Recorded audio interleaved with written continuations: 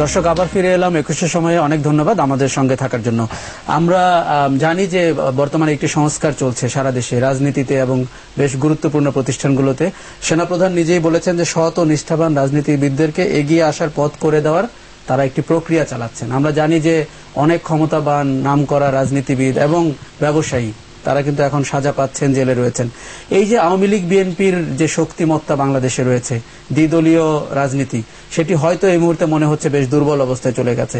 আপনাদের কি অভিমত? তাতে করে কি বামপন্থীদের নিজস্বতা নিয়ে বেরিয়ে আসার কোন প্রক্রিয়া বা সৎ রাজনীতির কোন পথ তৈরি হতে পারে? আমার মনে হয় যে দ্বিদলীয় মেরুকরণের বাইরে একটা বাম গণতান্ত্রিক বিকল্প ছাড়া আমাদের দেশের এই সংকটের সমাধান হবে না। কিন্তু কেউ যদি মনে করে যে বাইরে থেকে কেউ এসে আওয়ামী লীগ বিএনপি তাদেরকে মাইনাস করে দিবে আর বামপন্থীরা এসে ফাঁকা মাঠে গোল দিবেন, এটা সম্পূর্ণ ভুল ধারণা।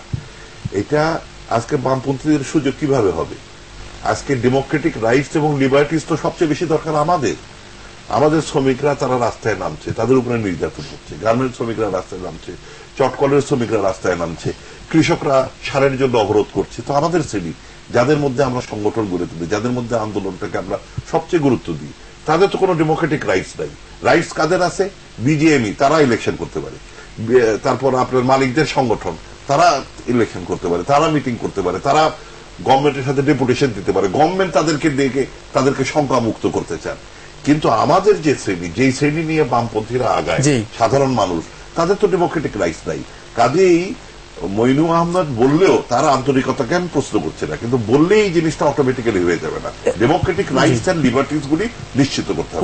একই সাথে দুর্নীতি এবং সন্ত্রাসের বিরুদ্ধে যদি সরকার ব্যবস্থা গ্রহণ করে দৃঢ়ভাবে এটা করতে থাকে, কাউকে যাতে ভিক্টিমাইজ, পলিটিক্যালি ভিক্টিমাইজ না করা হয়, তাহলে আমাদের একটা সামনের দিকে এগোয়া। উনি যে কথাটি বলছিলেন আমরাও সেটি বলছি যে বামপন্থীদের উপর থেকে চাপিয়ে দেওয়া কিছু না, কিন্তু যদি দ্বিদলীয় রাজনীতি যদি কিছুটা হলো থমকে দাঁড়ায় এবং আপনারা ওইভাবে সংগঠন বিস্তার করতে পারেননি, সেক্ষেত্রে ভবিষ্যৎ রাজনীতির চেহারাটা কি আপনি যদি বলেন?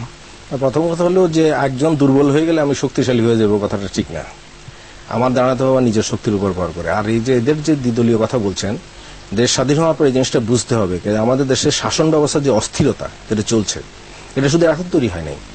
তাহলে প্রথম দেশ স্বাধীন হওয়ার পরে পার্লামেন্টারি সিস্টেম ছিল, 3.5 বছরের মাথায় সেটা এক দলে চলে গেল।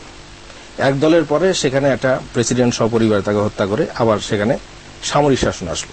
ওই সামরিক শাসনের গায়ে একটা পার্লামেন্টারি লেবাস, ডেমোক্রেসির লেবাস দিয়ে একটা পার্লামেন্ট সাজানো হলো। আবার একটা মিলিটারি অভ্যুত্থান হলো, তাকে প্রেসিডেন্টকে খুন করা হলো। তারপরে সেই সামরিক শাসনকে গণ অভ্যুত্থানের মাধ্যমে উৎখাত করা হলো। তারপরে আবার সেখানে পার্লামেন্টারি ফর্ম আসলো, 15 বছর চললো এবং এটা দুর্নীতিগ্রস্ত দুর্বৃত্ত হিসেবে চিহ্নিত হলো। কেন হচ্ছে এটা? মাটির মধ্যে ভূমিকম্প থাকলে ছাদটা স্থির দাঁড়িয়ে থাকবে না। ফলে আপনি সমাজ ব্যবস্থার মধ্যে অভ্যন্তরে একটা শোষণের ব্যবস্থা চালু রাখবেন, একটা অগণতান্ত্রিক একটা শাসন ব্যবস্থা নিয়ে চালাবেন, আর সেখানে উপরে আপনার শাসন কাঠামোটা নির্বিঘ্নে চলবে, এটা হবে না। তাহলে আজকেও যারা বলছেন সদিচ্ছা ব্যক্ত করছেন, কিন্তু এই মূল জায়গায় কি হাত দিচ্ছেন? আমরা সেই প্রশ্নে ফেরত আসি। একজন সাংবাদিক বন্ধু প্রশ্ন নিয়ে। আচ্ছা, আপনারা বললেন যে এতদিন ধরে আপনাদের যে কার্যক্রম অথবা নীতি আদর্শ আপনারা প্রতিফলন ঘটাতে পারেননি, কেননা সমাজে দুর্নীতি ছিল বা আপনাদের ভয়েসগুলো এত ওইভাবে রেজ হয়ে আসেনি। তো এখন যদি আমরা দেখি যে এখন সমাজে যদি একটা ইভেন একটা পজিশনে এসেছে, তো এই ইভেন পজিশনটা কাজে লাগিয়ে আপনি কতটুকু সুফল পেতে পারেন, অথবা আপনাদের ভয়েসটা কিভাবে কতটুকু আপনারা রেজ করতে পারেন এবং গণমানুষের কাছে আপনারা বুঝতে পারেন, কিভাবে আপনারা পরিকল্পনা করছেন যদি লেভেল প্লেইং ফিল্ড তৈরি হয়ে থাকে? আমরা যেটা করার চেষ্টা করছি যে এই সময় বামপন্থীরা আমরা সবাই কাছাকাছি আসার চেষ্টা করছি। আমরা এই কমন ইস্যুগুলি নিয়ে ফাইট বিল্ড আপ করছি। আমরা যেমন একটা ট্রাইব্যুনাল করা হচ্ছে, ওয়ার্ল্ড ব্যাংক, IMF এর যে এডিবি, তারা যে আমাদের দেশকে লুণ্ঠন করেছে তার বিরুদ্ধে। আমি আপনাকে একটা সংশোধন করতে চাই যে আগে আমরা বামপন্থীরা কমিউনিস্টরাই শুধু ওয়ার্ল্ড ব্যাংক, IMF এর বিরুদ্ধে বলতাম। আজকে কিন্তু অবস্থাটা তা না। আজকে ব্যবসায়ীরা, পুঁজিপতিরা, তারা কিন্তু ওয়ার্ল্ড ব্যাংক, IMF এর বিরুদ্ধে বলছে। অর্থাৎ জনগণ আমাদের কথা যে সত্য সেটাকে গ্রহণ করে নিচ্ছে। সেই স্ট্রাগলগুলি আমরা বিল্ড আপ করবো, লড়াই করবো, এবং লড়াই আরো হবে। আমরা দেখেছি আমাদের এখানে যদি আমরা লড়াইয়ের মডেল যদি দেখি, তাহলে ফুলবাড়ির মডেল আছে, আমাদের খালিশপুরের মডেল আছে, আমাদের গার্মেন্ট বিদ্রোহের মডেল আছে, আমাদের খানসাট আছে, শনি রাখা আছে। এবং আপনি যদি বলেন, আপনি যদি রুশ বিপ্লবের কাহিনী পড়েন, এগুলি কিন্তু একত্র হয়েই কিন্তু একদিন একটা বিপ্লব আমাদের দেশে হবে। আমি জামান সাহেব, আপনি যদি সাংবাদিক বন্ধুরা এই প্রশ্নটি যদি আপনি উত্তর দেন। প্রথম কথা হলো লেভেল প্লেইং ফিল্ড কথাটা একটু বিভ্রান্তিকর। দুই কুস্তিগির লড়বে, তার জন্য আপনারা সমান জমি তৈরি করবেন আর জনগণ দর্শক থাকবে, এই কথার কোনো মানে হয় না। তাহলে what is the role of the people? তাহলে জনগণের যে অধিকার, অন্ন, বস্ত্র, শিক্ষা, চিকিৎসা, বাসস্থান এবং কাজ, সেই ব্যাপারে অ্যাক্সেস আছে কি?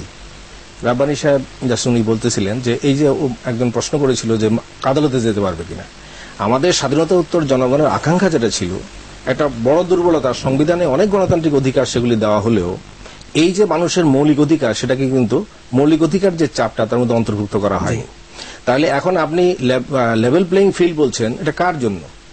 একদম কুস্তির মহড়া দেবে, মানে যারা সেখানে পার্লামেন্টে ওই কিছু টাকা খরচা করবে, বা এখন বলছেন যে কিছু কম টাকা খরচা করবে, তারা পার্লামেন্টে যাবে।